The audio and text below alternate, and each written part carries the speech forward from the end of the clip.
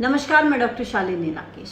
आजकल उत्तर प्रदेश में चुनावी माहौल है। जहां पर भी आप देखेंगे आपको चुनाव से संबंधित चर्चा होती हुई दिखाई देगी और भाजपा ने तो पूरा अपना दमखम जो है वह लगा दिया है। ओबीसी समाज से मंत्री भी बना दिए गए हैं, उनको आशीर्वाद लेने के लिए जनता में भेजा जा रहा है। ये बात अलग है कि उनको आशीर्वाद की जगह कुछ और ही दिया जा रहा है।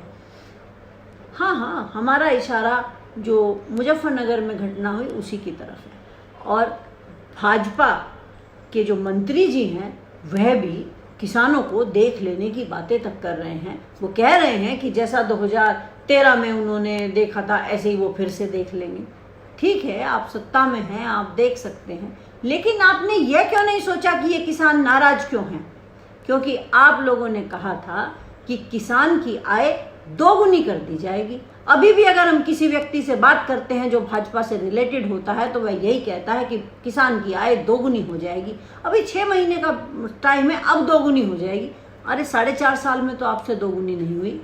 आप तो कहते थे डबल इंजन की सरकार आएगी। डबल इंजन की सरकार में तो पेट्रोल और डीजल के दाम ही डबल हो गए हैं, खाद के कट्टे के दाम डबल हो गए हैं और कुछ भी किसान को हाथ में नहीं आया है। जो सांड है वो भी उनकी खेती को उजाड़ते रहते हैं। आपने किसानों के लिए 20 योजनाएं चलाई, लेकिन उन 20 योजनाओं का जो बजट का पैसा आप देखेंगे वह भी उन योजनाओं के जो प्रचार प्रसार में पैसा लगा है उससे कम है। यानी कि ये सरकार सारा का सारा जो ध्यान है वो अपने प्रचार और प्रसार पर ही देती है। उन्हें इससे कोई मतलब नहीं है कि जनता का क्या हाल है, किसान को क्या मिल रहा है। किसान के गन्ने के दाम भी उन्होंने 1 रुपये तक नहीं बढ़ाए हैं, जबकि जो गन्ना मंत्री हैं वो भी वेस्टर्न यूपी से ही आते हैं। लेकिन किसान पुत्र भी कहते हैं, संजीव बालियान भी किसान पुत्र हैं, सब किसान के लिए बड़ी बड़ी बातें करते हैं और आज तक का एक भी भाषण प्रधानमंत्री का ऐसा नहीं हुआ होगा या मुख्यमंत्री का ऐसा नहीं हुआ होगा जिसमें उन्होंने किसान की बात ना की हो। और इस बार तो उन्होंने हद ही कर दी, उन्होंने तो छोटे किसान देश की शान तक कह दिया है। और उत्तर प्रदेश के अंदर तो जो किसान है, अगर आप उसका औसत देखेंगे तो यहाँ के किसानों पर 1 हेक्टेयर से कम भूमि आती है। यानी कि यहाँ के तो अधिकतर किसान छोटे किसान हैं और जो छोटे किसान देश की शान हैं वह तो रो रहे हैं।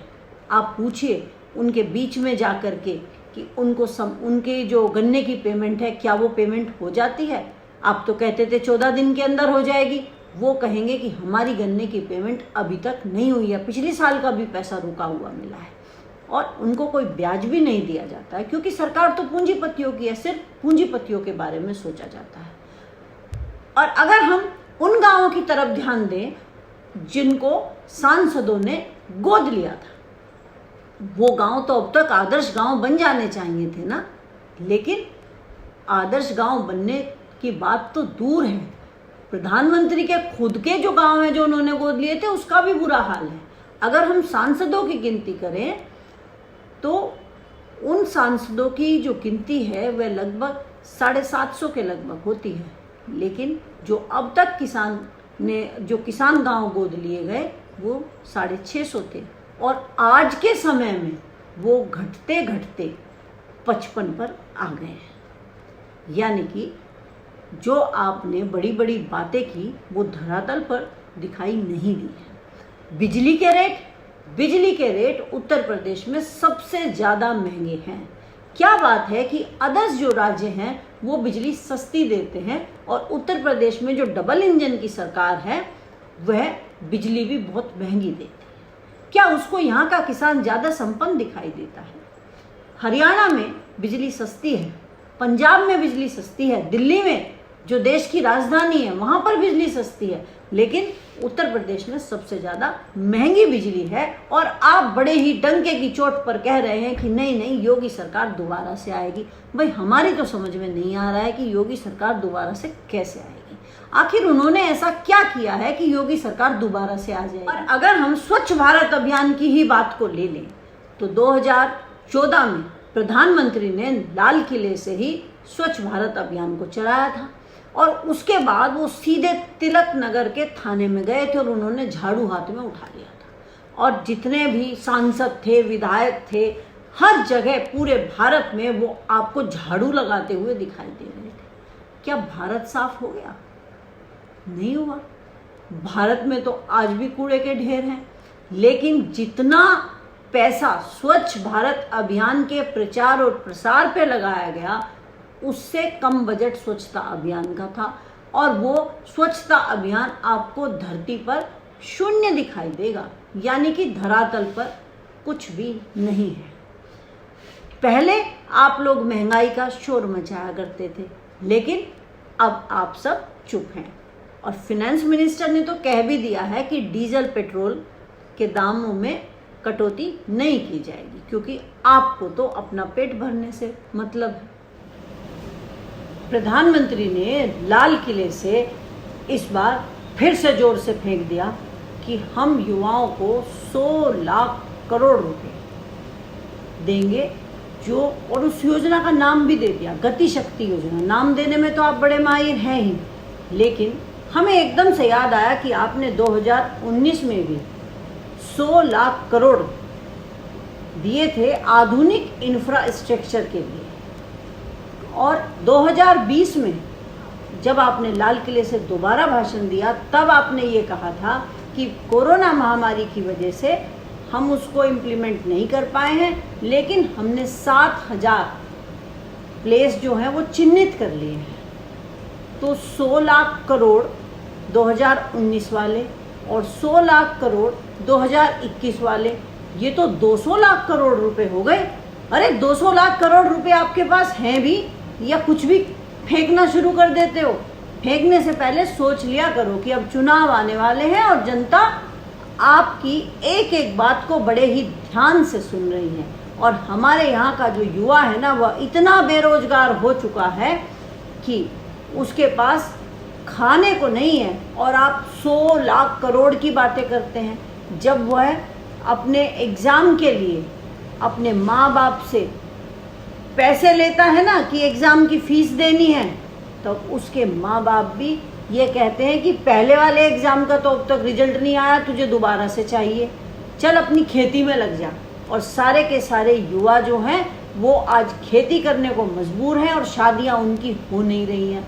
आपको तो उससे भी कोई फ़र्क नहीं पड़ता है, क्योंकि आप तो सभी को अपने जैसा रखना चाहते हो ना, इसलिए आपको क्या फ़र्क पड़ने वाला है। अभी तो पहले वाले ही खर्च नहीं हुए थे, आपने दूसरा बजट भी दे दिया है, क्योंकि आपकी ज़ुबान बहुत चलती है।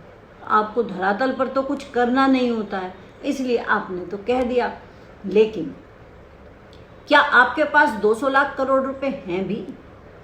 होंगे, क्योंकि आप तो सब कुछ बेचने की कतार में लगाए जा रहे हैं। ध्यान रखिएगा, क्योंकि चुनाव भी आने हैं, आपको फिर से विधायक भी खरीदने पड़ेंगे, आपको अपनी सरकार भी बनानी है। और हम लोगों ने, विशेषकर अगर मैं उत्तर प्रदेश की बात करूं, तो उत्तर प्रदेश की जनता ने देखा है कि यहाँ पर गरीबी पहले से ज़्यादा हुई है, बेरोजगारी आज चरम पर है, महिला अपराध आज चरम पर है। आप जो कहते घूमते हैं ना कि यूपी में कानून का राज है, यूपी में ऐसा कानून का राज है कि 15 अगस्त वाले दिन ही 1 करोड़ की जो डकैती है वो तो मथुरा में हुई है, और एक लड़की को जिंदा जला दिया गया है, वो भी 15 अगस्त के दिन की ही बात है, छेड़छाड़ की घटना की शिकायत करने पर। ऐसा आपका उत्तर प्रदेश है। यहाँ पर पत्रकार तक भी सुरक्षित नहीं है। कोई बोले तो उसको जेल में डाल दो, उसको बोलने ही मत दो, ऐसा यहाँ पर चल रहा है। बातें आप बहुत बड़ी बड़ी करते हैं, आपकी बातों का तो कोई समाधान हमारे पास तो है ही नहीं, क्योंकि सिर्फ आपको बातें बनाना आता है, आपको झूठ बोलना आता है, आपको फेंकना आता है, और इसमें तो आप नंबर 1 पर हैं। प्रचार और प्रसार पर तो आपका इतना ध्यान है कि अगर हम वैक्सीनेशन योजना को ही देख लें तो उसमें भी आप कहेंगे कि भारत नंबर 1 है, और उसके जो वैक्सीनेशन अभियान है उस पर आपने इतना पैसा खर्च कर दिया है उसके प्रचार पे कि जितने की तो वैक्सीन भी नहीं आई है, और अभी तक तो सारे लोगों को लगी ही नहीं है। कोरोना में हेल्थ सेक्टर का क्या दुर्दशा थी वो हम लोगों ने देखा है।